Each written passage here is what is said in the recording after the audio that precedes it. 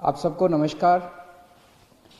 दिल्ली में कोरोना की स्थिति पे चर्चा करने के लिए आज सर्वदलीय मीटिंग बुलाई थी हम लोगों ने और सभी दलों के साथ अच्छी चर्चा हुई। उनके अच्छे सुझाव आए, उन सभी सुझावों के ऊपर हम अमल करेंगे। उस मीटिंग में मैंने सभी दलों से एक ही बात कही, ये समय बड़ा कठिन समय है दिल्ली वासियों के लिए, जब कोरोना के केसेस बहुत ज़्यादा बढ़ गए हैं। ये समय राजनीति करने का नहीं है। राजनीति करने के लिए तो पूरी ज़िंदगी पड़ी है। हम लोगों को थोड़े दिन के लिए राजनीति को साइड कर देना चाहिए, बयानबाजियों को साइड कर देना चाहिए, आरोप प्रत्यारोप को साइड कर देना चाहिए।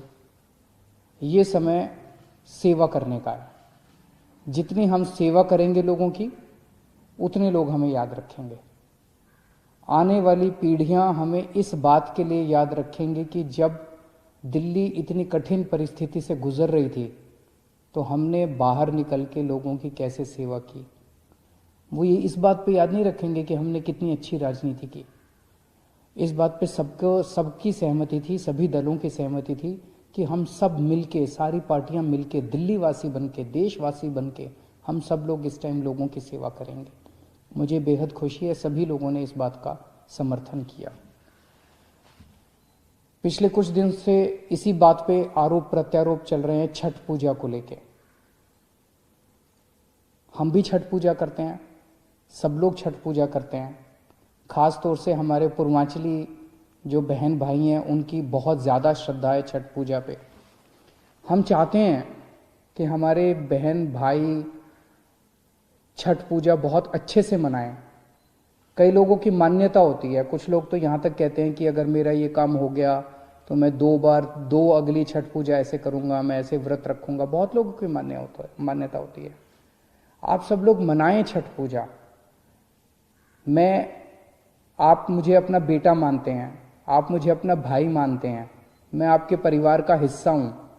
मैं तो चाहता हूँ कि मेरे परिवार के, दिल्ली के 2 करोड़ लोग खूब खुशी खुशी छठ पूजा मनाएं।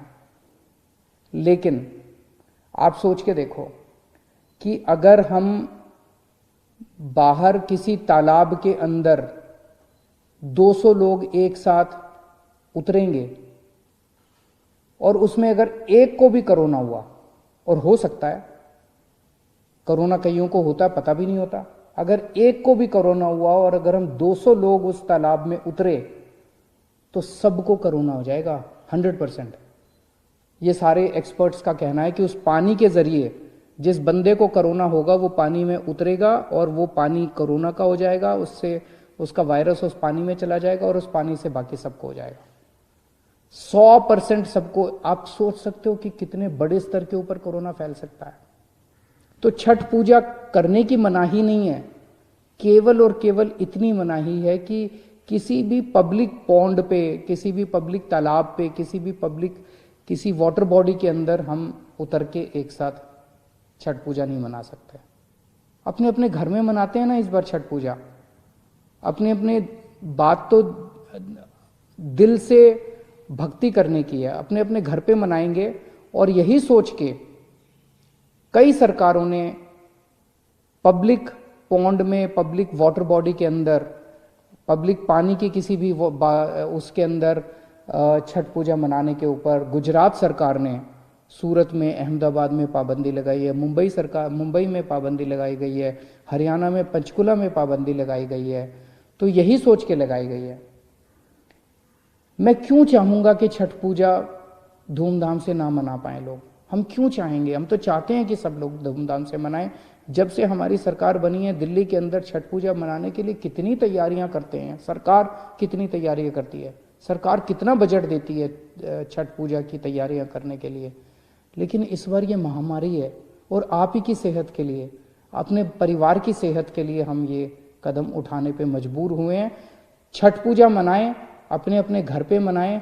बाहर एक साथ किसी भी तालाब या किसी भी ऐसी वाटर बॉडी में एक साथ ना उतरें, क्योंकि अगर हम उतरे तो सबको एक साथ कोरोना हो सकता है। और मेरी फिर से विनती है, छठ पूजा बहुत पवित्र त्योहार है। कोरोना बहुत बड़ी महामारी है, इस पे राजनीति मत कीजिए।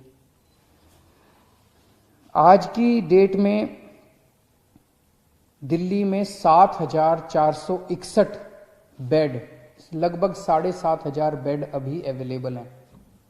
दिल्ली सरकार के अस्पतालों में, केंद्र सरकार के अस्पतालों में, प्राइवेट अस्पतालों में मिला के 7,461 बेड अवेलेबल हैं। लगभग 446 आईसीयू अभी अवेलेबल हैं। 450 के करीब मोटा मोटा मान लेते हैं आईसीयू अवेलेबल है। और सरकार ने आज कुछ अहम निर्णय लिए हैं बेड, कोरोना के बेड बढ़ाने के लिए और आईसीयू बेड्स बढ़ाने के लिए। अभी पिछले हफ्ते हम लोगों ने कोर्ट की इजाजत के बाद लगभग 30-32 अस्पतालों के 80% आईसीयू बेड्स हमने कोरोना के लिए चिन्हित कर दिए थे। अब ये ऑर्डर आज दिल्ली के सभी प्राइवेट अस्पतालों के ऊपर लागू किए जा रहा है कि दिल्ली के सभी प्राइवेट अस्पतालों के 80% आईसीयू बेड्स कोरोना के लिए रिजर्व किए जा रहे हैं।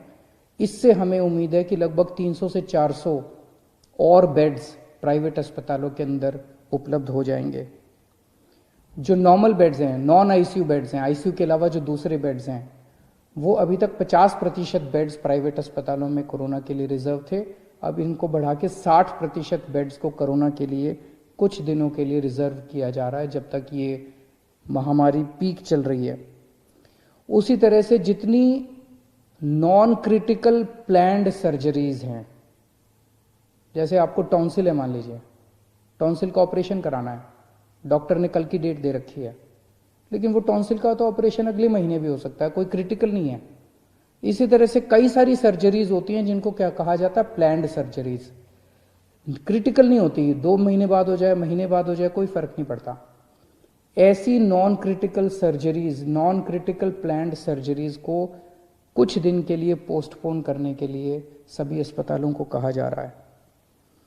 और जैसा मैंने कल कहा था कि आईसीयू बेड्स में दिल्ली सरकार अपने अस्पतालों के अंदर 663 बेड्स की और व्यवस्था, नए बेड्स की व्यवस्था कर रही है।